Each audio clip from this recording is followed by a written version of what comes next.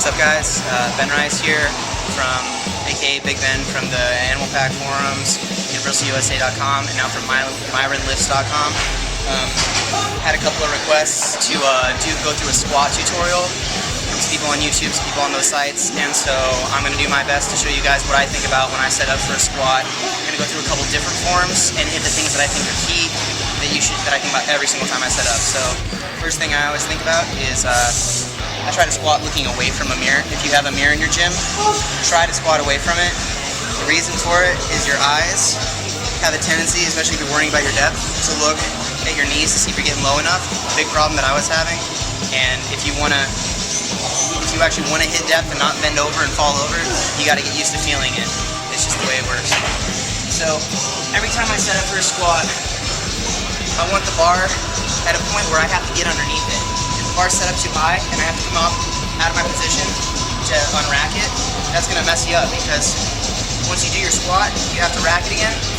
I'd rather just go straight forward and have to come down a little bit instead of have to get back up here or have my spotters dislocate their shoulders trying to lift it off me or something. So I like to set it up nice and low, the same squat height I always use whenever I'm walking back a weight.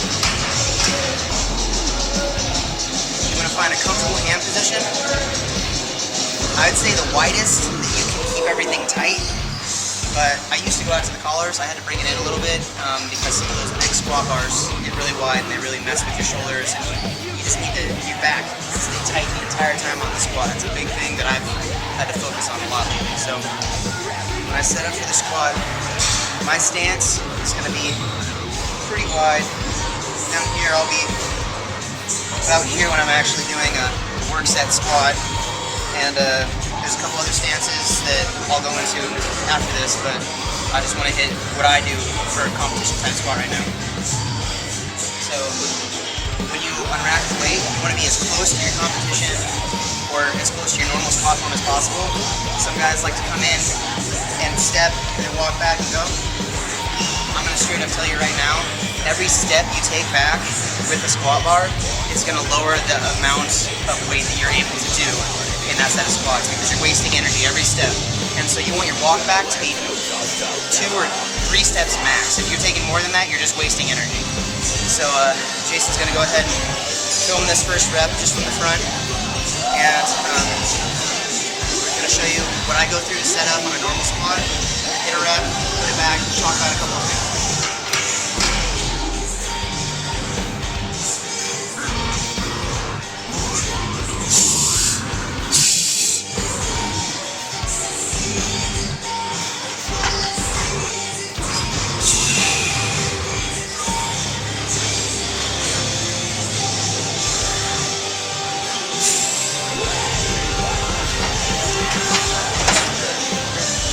I try to keep my stance in the same spot and just walk straight back with it.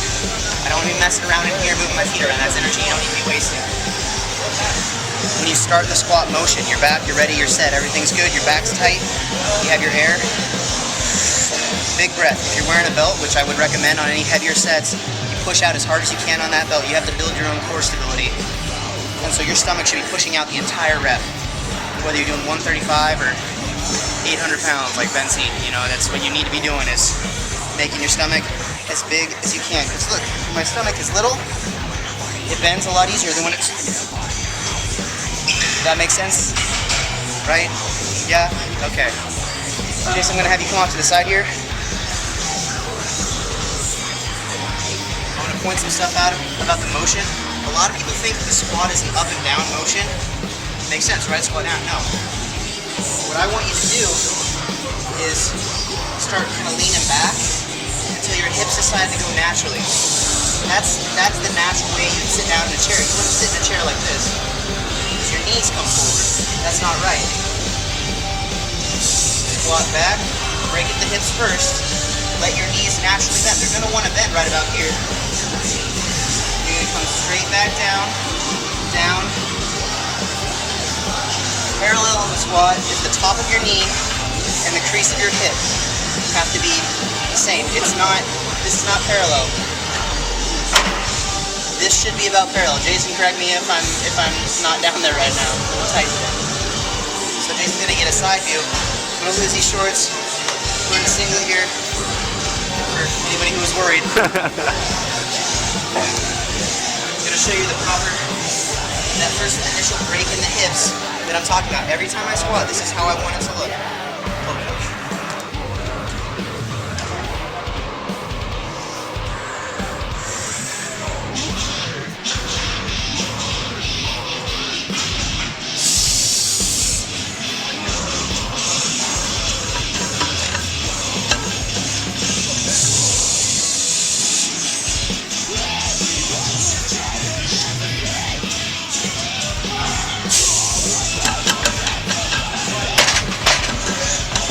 When I'm coming up in the lift, it's not up, it's through.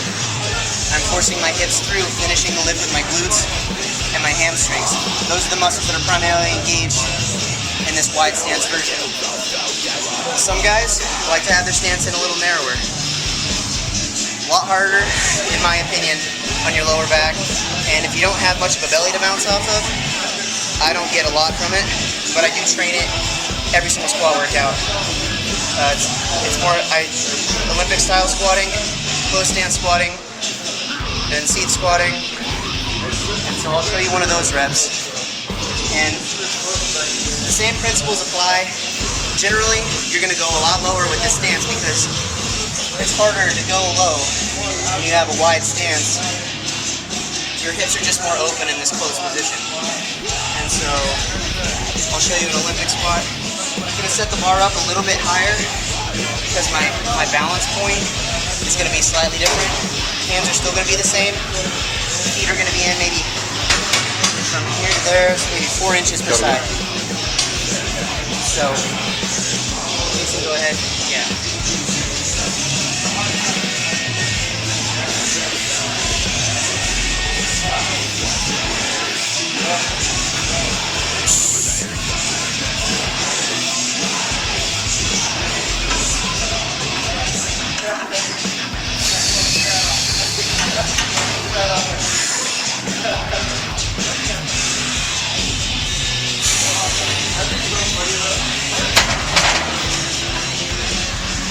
You'll notice with the close stance squat, I generally am going to go as low as I physically can. I'm not going to use as much weight on this exercise. It's just too much for my lower back to handle.